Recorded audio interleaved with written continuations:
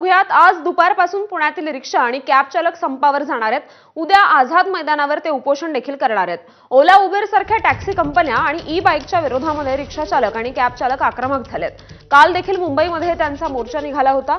परिवहन मंत्री प्रताप सरनाईक यांच्यासोबत झालेली बैठक निष्फळ ठरल्याने रिक्षा चालक आणि कॅब चालक आक्रमक झालेत। 15 जुलैला राज्यातील रिक्षा आणि कॅब चालकांनी आझाद मैदान येथे मोर्चा काढला होता। प्रचंड मोठ्या संख्येने रिक्षा आणि कॅब चालक तिकडे उपस्थित होते।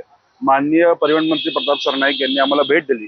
त्या भेटीमध्ये आम्ही आमच्या प्रमुख मागण्या ठेवल्या की जे रेट्स गव्हर्नमेंट अप्रूव्ड आहे ते रेट्स आम्हाला मिळाले पाहिजे। ओला उबर रॅपिडो सारख्या ऍप्लिकेशन्स वरती काम करताना, कारण की या कंपन्या कुठल्याही प्रकारचं लायसन्स न घेता इलिगली या राज्यामध्ये व्यवसाय करतात। त्या माध्यमातून ते ड्रायव्हर्स लोकांची पण लुटमार करतात आणि नागरिकांना पण एक्सप्लॉइट करतात।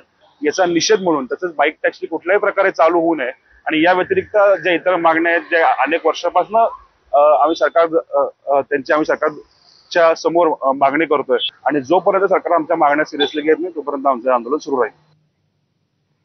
पुढची बातमी बघूयात। मुख्यमंत्र्यांच्या वाढदिवसाच्या